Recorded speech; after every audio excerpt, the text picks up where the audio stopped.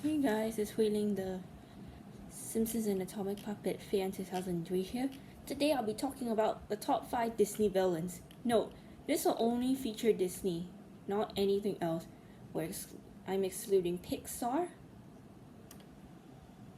Bluesky, or other kinds of villains which also appeared in some shows as well.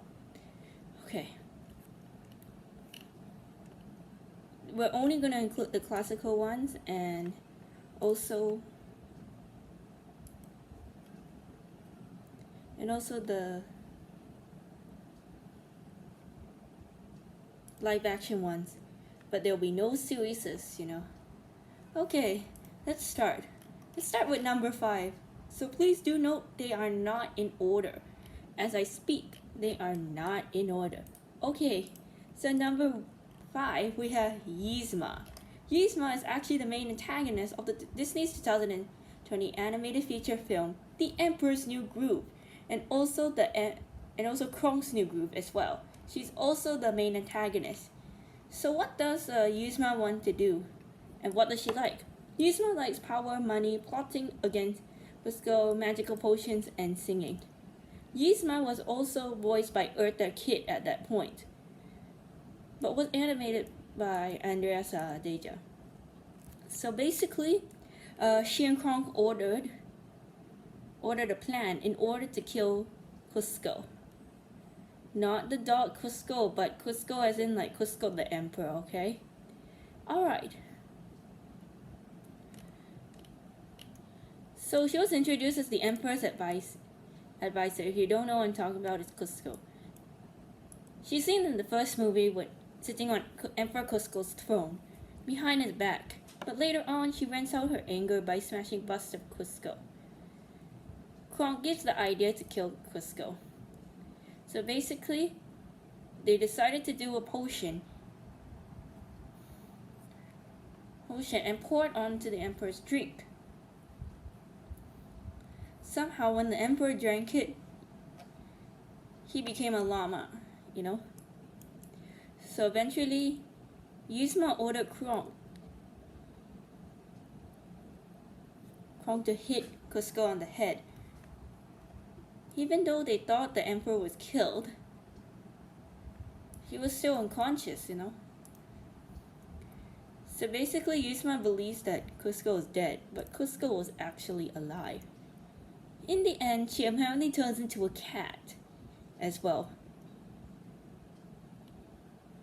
but also was actually the scout leader with the help of Bucky and Yzma. She's now sentenced to the torture of being a taught squirrel by Kronk as a junior chipmunk. In the second movie, Kronk's New Groove, she's the sole antagonist. So basically, she sells sewage sludge to the old people, selling was a youth potion, but that potion was a fake, Kronk finds out the potion was a fake, and the old people had chased her down. In the end of the movie, outside Mookstop restaurant, Yzma, who is now a bunny, apparently notices the chicks being hatched are cute, but Yzma screams in terror because the chicks were actually becoming savage like birds. Okay, that is one down. 4 to go. Okay. Number 4, Dr. Facilier. Dr. Facilier is actually the main antagonist of the 2009 Disney Princess movie and also the Disney franchise movie The Princess and the Frog. Dr. Facilier was also known as the Voodoo Doctor when he apparently took Lawrence and Naveen to this place.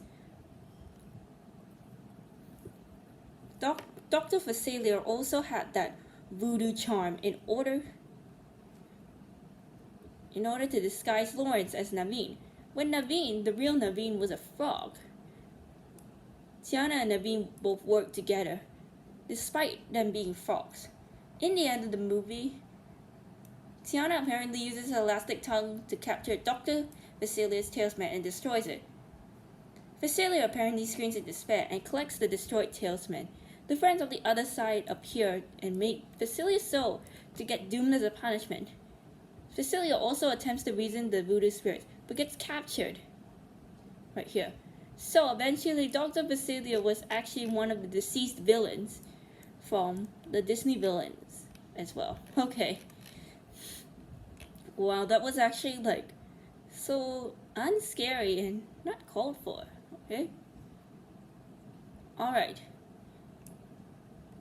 We got number 3, King Candy. King Candy is actually the main antagonist of the 2012 animated feature film Wreck-It Ralph. He's also nicknamed Turbo. So basically, Turbo is apparently this guy that apparently was a star of the racing game Turbo Time.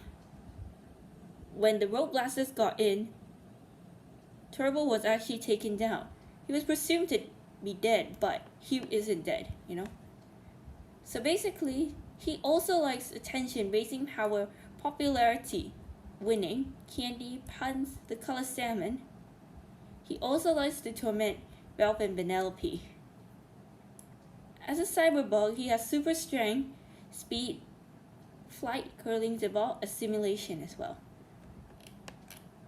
So basically what happened is King Candy apparently developed throughout the film. He had gone from a racer to a king, to a virus. So basically he's not only to rule Sugar Rush but into the entire arcade. So basically what characters Christian as like dangerous threats on spreading control to this? It could be like a difficult choice to defeat. But then what happened in the end is that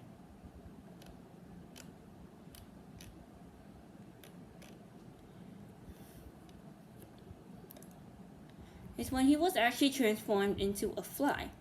You know, he was transformed into a cyborg. However, he failed to make Vanellope lose, as he was apparently flying into his fiery death. Okay. Now that was actually like kind of cruel, selfish, and like scary. Okay. Let's just get into the chase. Alright? Okay. Number 3, Yokai. Yokai is actually the main antagonist for the movie Big Hero 6. He's also the professor as well in this school in San Francisco. If I don't know what the name is, then okay. Yokai is also known as Robert Callaghan. He's also the main antagonist of the featured film Big Hero 6, which is the first one. He's the former head robotics professor with the San Francisco Institute of Technology. He was a mentor to Tadashi Hamada. After he suffered a personal tragedy, he became the silent Kabuki, master supervillain with vengeance, with an army of microbots on his command. So basically, Professor Robert Callaghan was actually a tall aged man with a generally warm appearance. He was actually a kind grandfather, and he wasn't like the bad guy in the film. But actually in the end, he was, you know. Alright. Robert Callaghan was actually introduced with the San Francisco Institute of Technology. So when Hero actually builds the microbots into the robotic army of miniature bots that can become anything which the mind can conceive. So basically he only uses the science for personal gain. Mr. Cray apparently tells Robert how he feels about him. After some consideration, Hero apparently takes Robert's advice, and he apparently grants Hero to the acceptance into the school as well. So basically, after the presentation, Hiro and Tadashi hang out for a while, until they realize that the building was burning down to the ground. The professor apparently stalks the fire. As panicked, the attendants barely escape the disaster with their lives. Tadashi apparently gets the word that Robert was apparently still in the building and rushes to save him. Unfortunately, Tadashi loses his life at the process, while Hiro apparently decides to give him back his hat.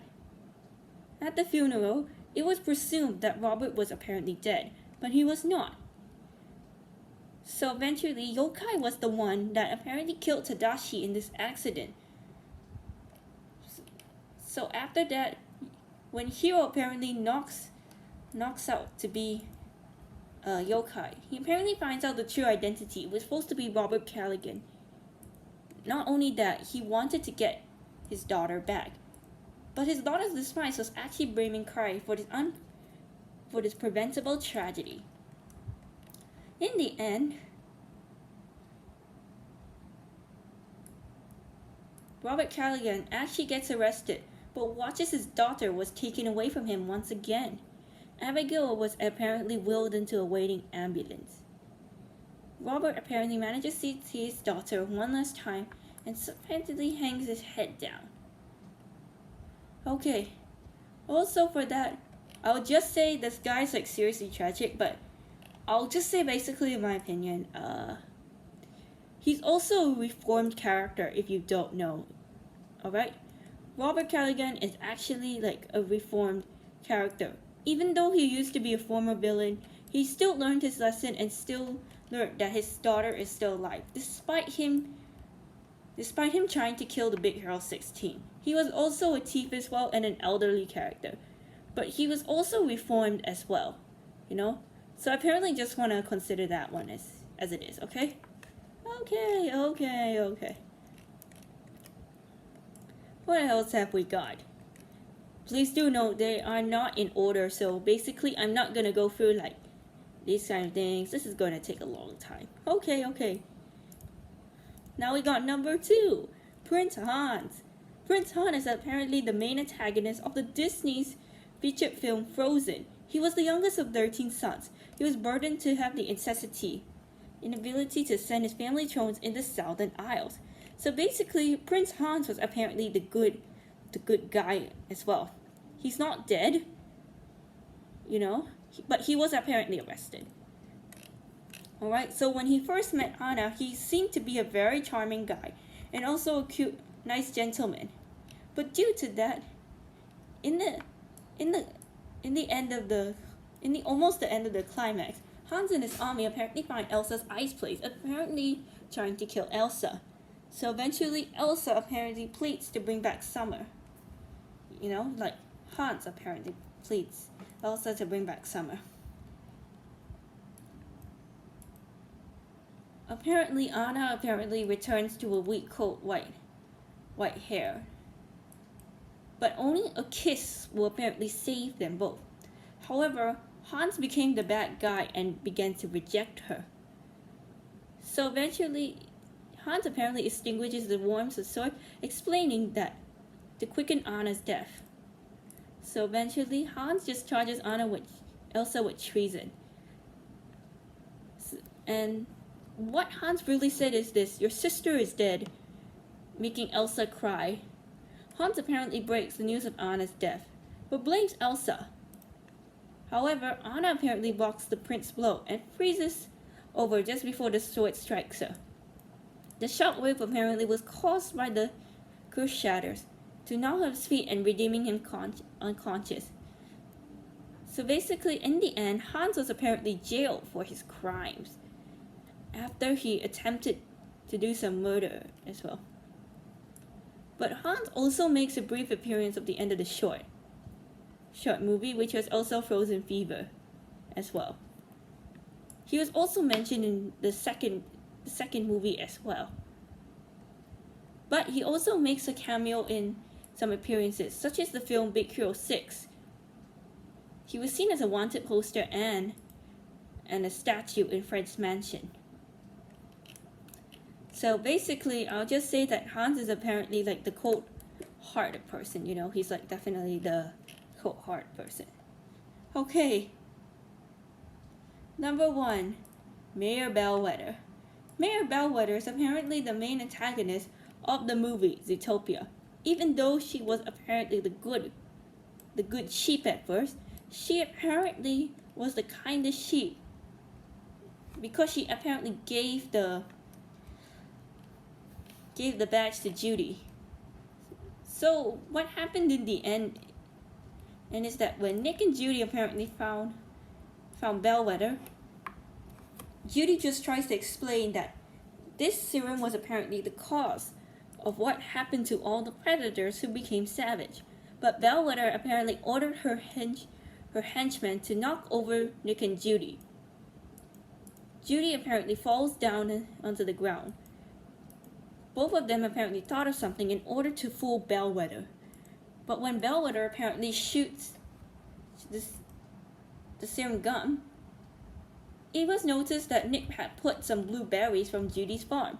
Nick was only just trying to pretend to be savage. He didn't want to kill Judy, you know? So eventually, in the end, Bellwether was apparently arrested for her crimes, so did the henchman. In the credits, Bellwether was apparently taken to jail and was watching the Gazelle's concert, or Shakira if you want to say that, in jail. Okay, so that's all for now, and thank you for watching this video. This video will also be in CapCut as well, and don't worry guys, if you want me to premiere the video like later, it's okay. I'm not going to premiere the video now, right? Because one, this one is going to take a lot of serious time, and eventually I'm trying my very best to do the best I can in order to record. But anyways, that's all.